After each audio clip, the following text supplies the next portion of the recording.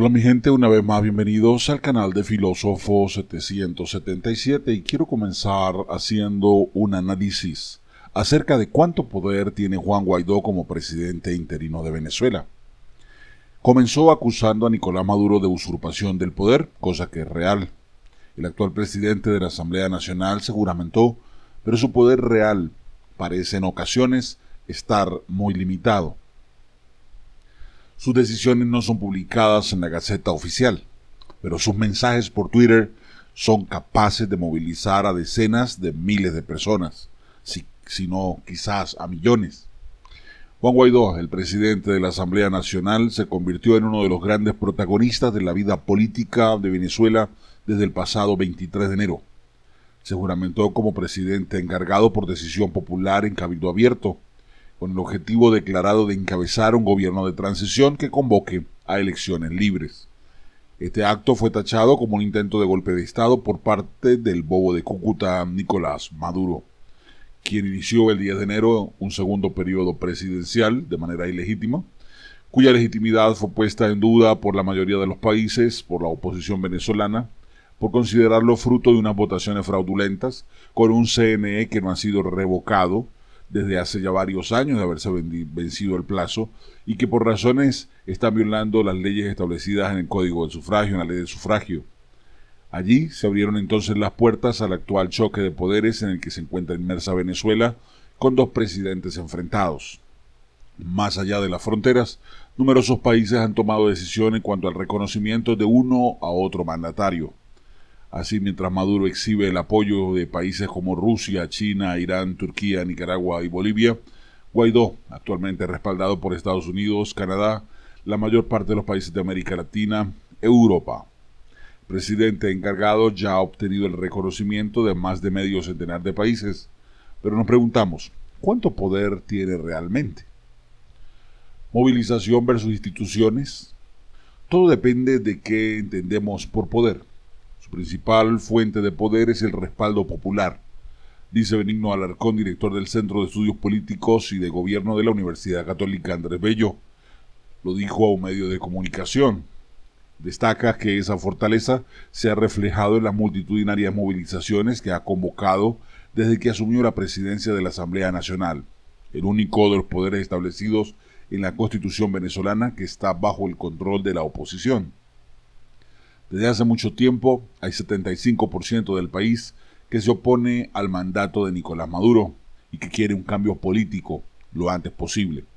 No necesariamente todos los que rechazan a Maduro apoyan a Guaidó, pero él representa hoy una buena medida al país que se opone a Maduro y encarna la opción de cambio. Señala Alarcón, quien asegura que las encuestas realizadas en noviembre mostraban un respaldo a Maduro cerca de un 15%, no más de allí. Ya no podemos decir que tenemos un país dividido o polarizado como teníamos en el pasado, sino un país en el cual la mayoría se opone a la continuidad del mandato de Nicolás Maduro. Incluso lo hemos visto con los antiguos ministros de Chávez que también le han pedido al bobo de Cúcuta que renuncie.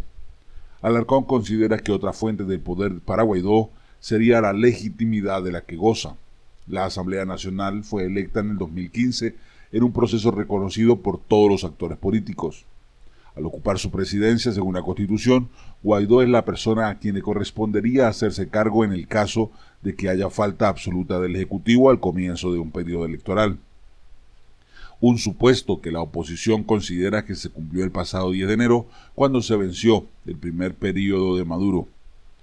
Desde el oficialismo, sin embargo, se defiende la legalidad de la elección de Maduro en el 2018, aun cuando ellos saben que no han querido cambiar los rectores del CNE como lo establece la Ley Orgánica del Sufragio, y que se les ha vencido desde hace más de 6 años los cargos a Tibisay Lucena, a Sandra Oblitas y a todos los rectores, razón por la cual, según la Ley del Sufragio, debería asumir la rectoría del CNE los 5 partidos, un representante de los 5 partidos políticos que salieron ganadores en las elecciones de la Asamblea Nacional, lo que implicaría que entonces esos 5 rectores serían de 4 partidos de oposición y el partido oficialista.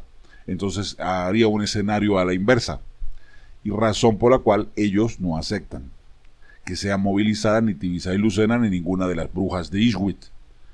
Actualmente las actuaciones de la Asamblea Nacional son consideradas nulas gracias a la decisión del asesino, literalmente el asesino Michael Moreno, quien es el encargado, es la prostituta del régimen, tras la imagen o investidura del TSJ, Tribunal Supremo de Justicia, ente ilegítimo que fue nombrado por el narcotraficante y el capo del cartel de los soles, Diosdado Cabello, cuando era presidente de la Asamblea Nacional, antes de entregar el poder, cosa que era totalmente ilegítimo, ya que el nuevo TSJ debería ser nombrado por la Asamblea Nacional entrante, no por la saliente. Por estas y muchas razones es lo que han hecho al país ver y reaccionar ante las injusticias que quiere manejar el narcorrégimen. Desde la perspectiva de Alarcón, otra fuente de poder de Guaidó sería el respaldo internacional con el que actualmente cuenta.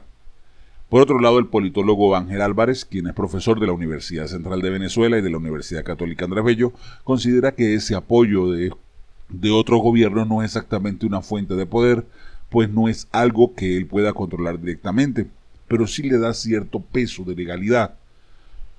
Guaidó tiene mucho poder que depende de una sola fuente directa y es el apoyo popular a su persona y a su propuesta, señaló.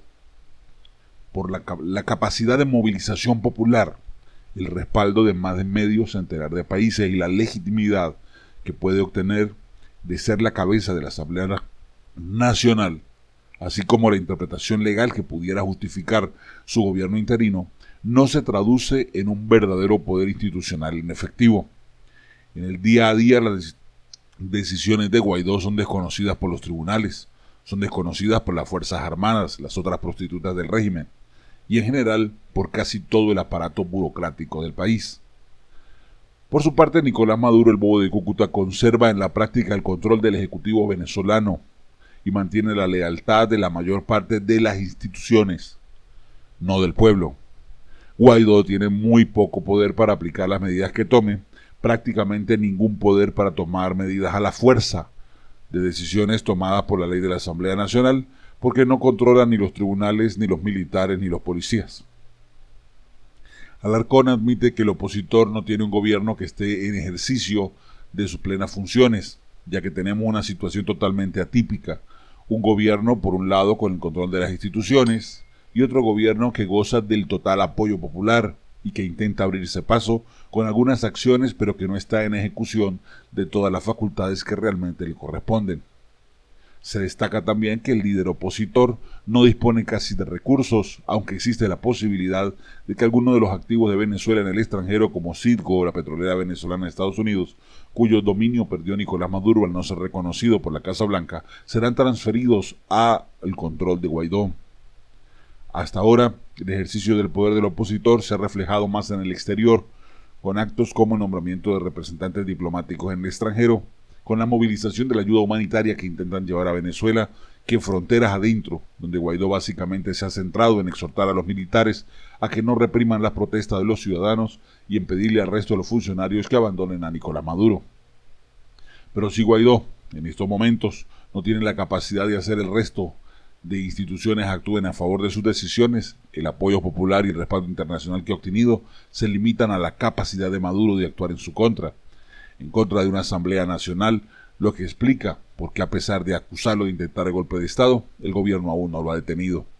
Si él fuera encarcelado o perseguido, Maduro puede suponer que habría una reacción muy severa, porque ha recibido amenazas muy fuertes al respecto tanto de Estados Unidos como del mismo pueblo venezolano, para quien la situación planteada ahora se traduce en una suerte de empate entre gobierno y oposición, si lo vemos desde esta óptica.